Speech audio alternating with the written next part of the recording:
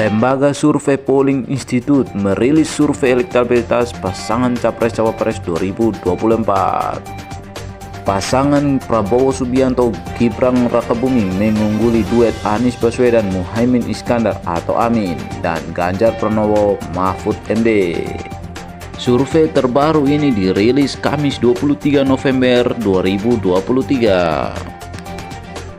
Saling salib elektabilitas pun terjadi pada kubu Anies Baswedan dan kubu Ganjar Pranowo. Menurut hasil survei IPO, Anies Baswedan mengungguli Ganjar Mahfud MD. Saling salib tersebut terbaca di sejumlah lembaga survei yang dilakukan di antara bulan Oktober dan November 2023. Berdasarkan lembaga survei Populi Center, Prabowo Gibran masih menduduki posisi teratas dengan elektabilitas 53,3%. Sementara nomor urut 2 yang biasanya diduduki pasangan Ganjar Mahfud kini diganti dengan pasangan Anies Muhaimin dengan elektabilitas 27,3%. Saling salib antara pasangan Pilpres juga terbaca dari hasil survei Indonesia Political Opinion atau IPO. Ketiga capres kini bahkan memiliki margin elektabilitas yang tak lagi jauh. Elektabilitas Prabowo menjadi 37,5%, Anies Baswedan 32,7%, dan Ganjar Pranowo 28,3%. Sementara hasil survei LSI Denny JA menunjukkan meski posisi ketiga pasangan Capres-Cawapres masih di urutan yang sama, elektabilitas ketiganya mengalami penurunan dan kenaikan. LSI Denny JA secara khusus menyoroti kenaikan pemilih Prabowo disebabkan naiknya pemilih milenial.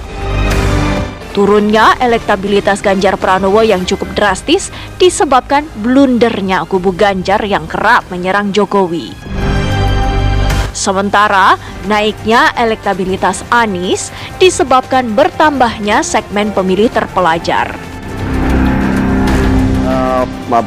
Gagalnya Indonesia sebagai tuan rumah Piala Dunia U20 itu momentum pertama Ganjar turun dan disalib oleh Pak Prabowo saat itu ya. Karena sepanjang 2022 pun elektabilitas sebenarnya elektabilitas Pak Ganjar lebih tinggi ya trennya ya. Kemudian di April terjadi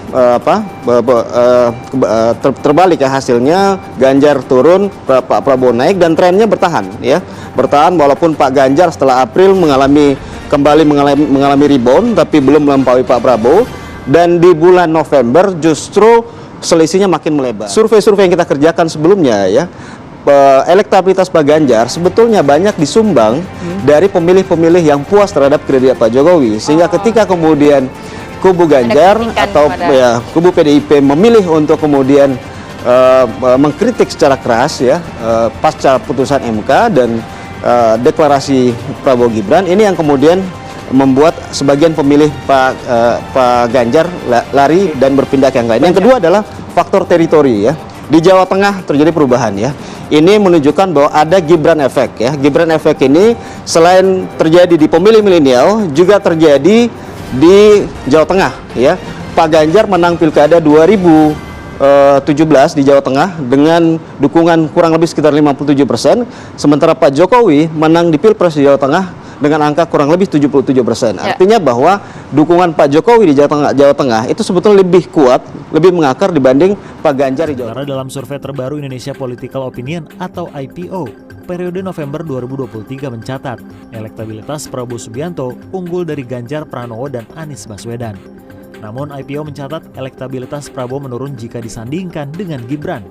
Elektabilitas yang mulanya 37,5% turun menjadi 36,2%. Tren serupa juga terjadi ke Ganjar. Elektabilitasnya turun dalam simulasi sepaket dengan Mahfud. Elektabilitas personal Ganjar yang semula 28,3% turun sekitar 1,2% menjadi 27,1%. Berbeda dengan Anies, hasil survei IPO mencatat elektabilitas Anies justru meningkat kala disandingkan dengan Caimin.